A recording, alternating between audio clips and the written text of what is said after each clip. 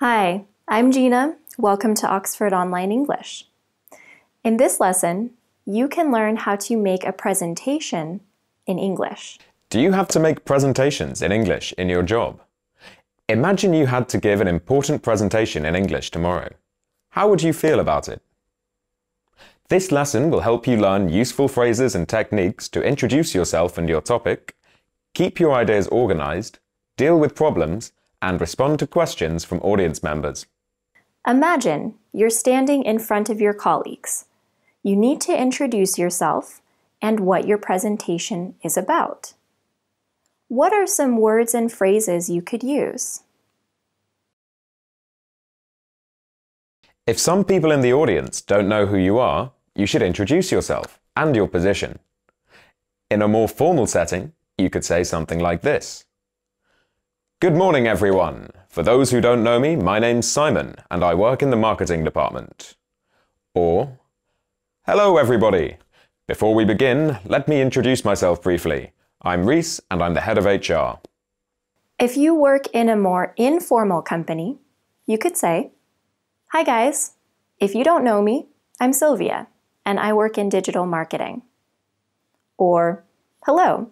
I see some new faces. So I'll introduce myself first. I'm Julia, and I'm one of our customer service team. Next, you need to introduce your topic. If your presentation topic is simpler, you could just say one sentence, like this. Today, I'm going to be talking about our new HR policies and how they affect you. Or, I'd like to talk to you today about quality control and why we're all responsible for quality control, whichever department you work in.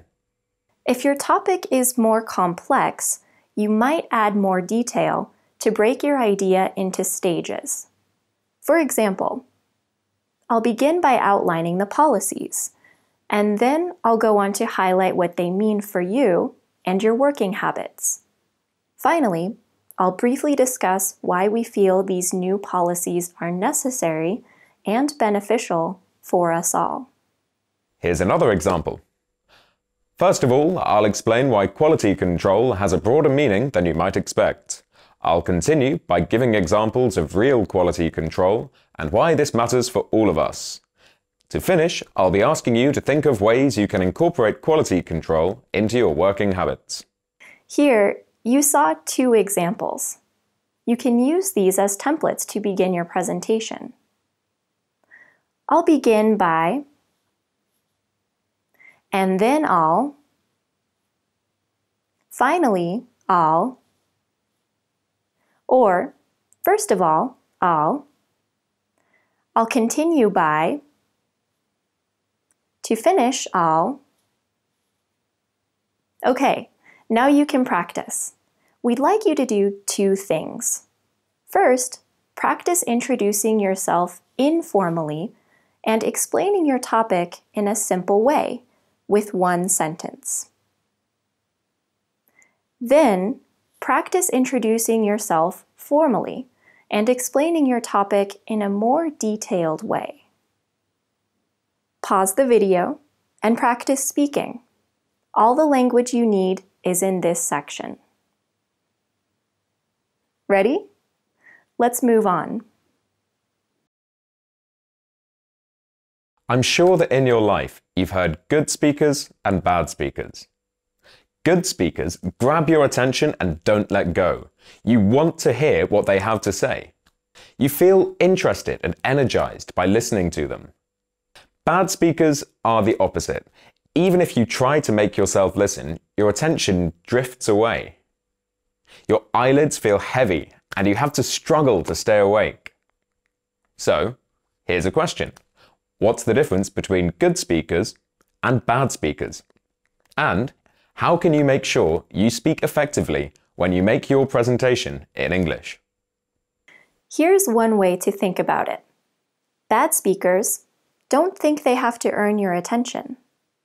Good speakers understand that no one has to listen to them, so they work hard to make you want to pay attention. What does this mean for you and your presentation? Getting people's attention starts from the beginning. you need to make it clear what people should expect from your presentation and why they should care about what you have to say. Sounds like a nice idea, but how do you do this? Here are 3 techniques you can use. 1. Establish a problem that many people in your audience have. Then, establish that you have a solution to their problem. For example, have you ever felt unfairly treated at work? Or felt that the work you do isn't appreciated? We've been working to make new HR policies that will make sure all staff get fair recognition for their contribution to the company. In this way, you can take a boring-sounding topic like HR policies and make it more relevant to your audience. How? By connecting it with their experiences and feelings. The second technique? Mention an interesting fact or a surprising statistic to get people's attention. For example, did you know that the average office worker spends 8 hours a day at work, but only does 4 hours of productive, useful work? I'm here to tell you about quality control and how you can use this idea to make better use of your time. Finally, you can engage people by telling a short story and connecting it to your topic. Stories are powerful and they can add an emotional dimension to your topic if you do it well. For example, I once met a young salesman. I won't mention his name. He spent several weeks building a relationship with a potential client.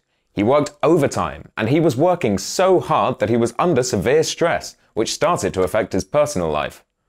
In the end, he didn't close the deal. The client signed with another firm. Today, I'm going to talk about confidence as a sales tool and how you can avoid the traps that this young man fell into.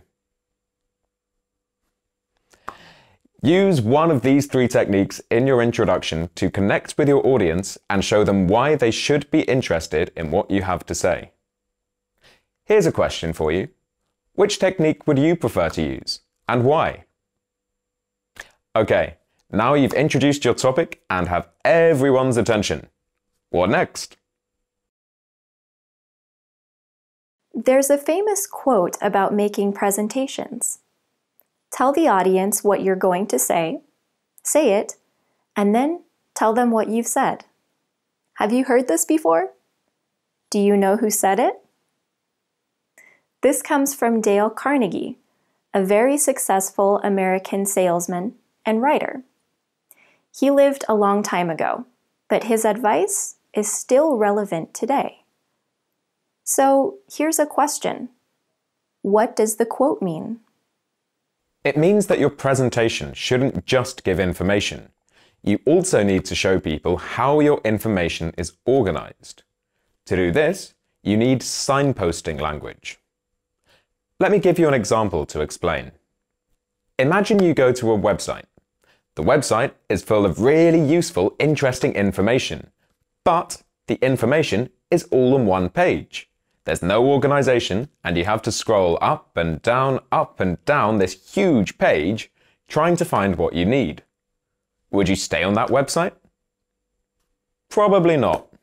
You'd find a website which made it easier for you to find the information you needed. What's the point here? The point is that having interesting or relevant information is not enough. How you structure and organize your information is equally important. If you don't structure your presentation clearly, people won't pay attention, just like you won't stay on a website if you can't find the information you want. So how can you do this? You use signposting language. This means using words and phrases to show the audience where your points begin and end, to show what's coming next, and to remind them about things you talked about before. For example, okay, that covers the new policies. Next, I'd like to move on and discuss what these policies mean to you. Or, now that you've heard a bit about what not to do, let's focus on positive advice to help you be more effective salespeople and close more of your leads. When you say something like this, you aren't giving people information about the topic of your presentation. Instead, you're showing people where you are and where you're going next. It's a kind of signpost. You don't need signposts to travel from one place to another, but they can make it easier. What else can you use signposting language for? You can use signposting language to move from one point to the next. For example, next, I'd like to talk about, let's move on and discuss,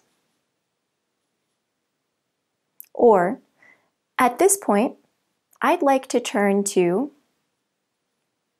You can use signposting language to add detail to an idea. Let me go into some more detail about. Let's examine in more depth. Or, I'd like to elaborate on. You can use signposting language to show that you finished your main points and you've reached your conclusion. To wrap up, let's remind ourselves of why this should matter to everyone here. Let's review the key points from this session. So, you've heard what I have to say. What conclusions can you take away from this? If you have an important presentation in English, practice using signposting language.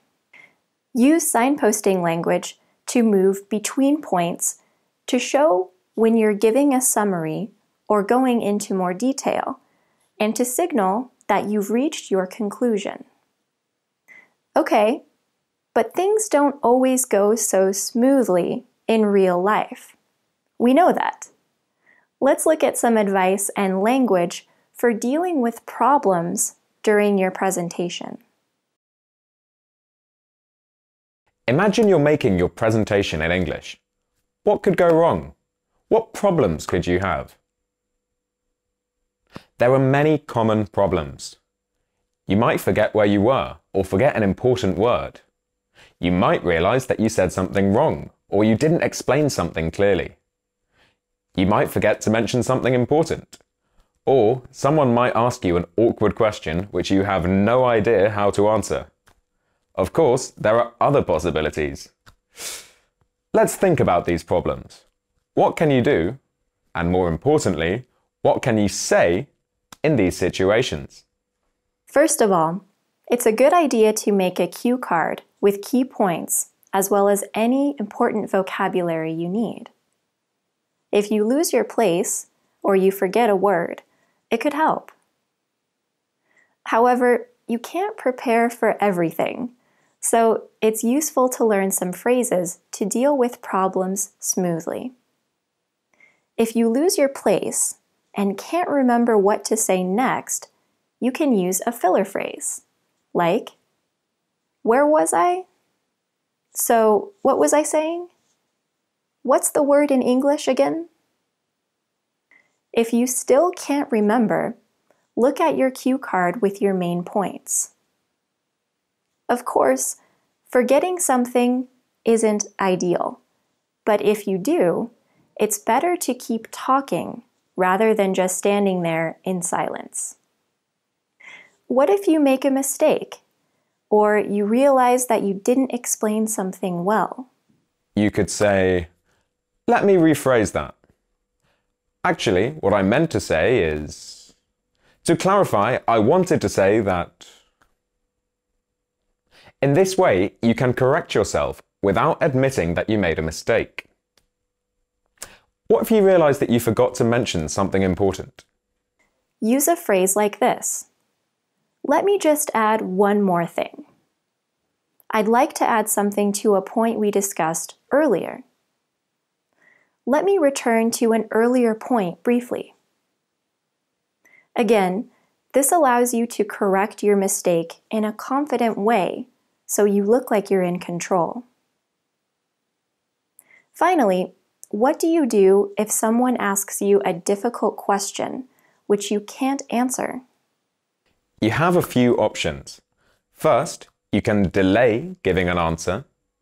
For example, I've allocated time for questions at the end of this session, so we'll address your idea later. Or, I'm not in a position to answer that right now, but I'll get back to you later this week. This gives you time to think of an answer and do some research if you have to. Next, you can deflect the question by asking a question back, or maybe by asking other audience members what they think. For example, "That's an interesting question. Before I answer, I'd like to know, what's your take on this?" Or, "You've raised an important point there. What does everyone else think about this?" Finally, if the question is irrelevant, you can dismiss the question and move on. For example, "Thanks for your input, but I don't see how that's connected to what I'm saying. I don't mean to be blunt, but I don't think that's relevant to today's discussion." Notice how you can use phrases like, "Thanks for your input, but," or "I don't mean to be blunt, but," to make your language more indirect and polite. So, for dealing with difficult questions, just remember the 3 Ds: delay, deflect, dismiss. Finally, we want to ask you something. Do you have any advice for giving good presentations in English or any language? We'd love to hear your ideas. Please leave a comment and tell us what you think. Remember to visit our website for more free English lessons, oxfordonlineenglish.com. Thanks for watching. See you next time.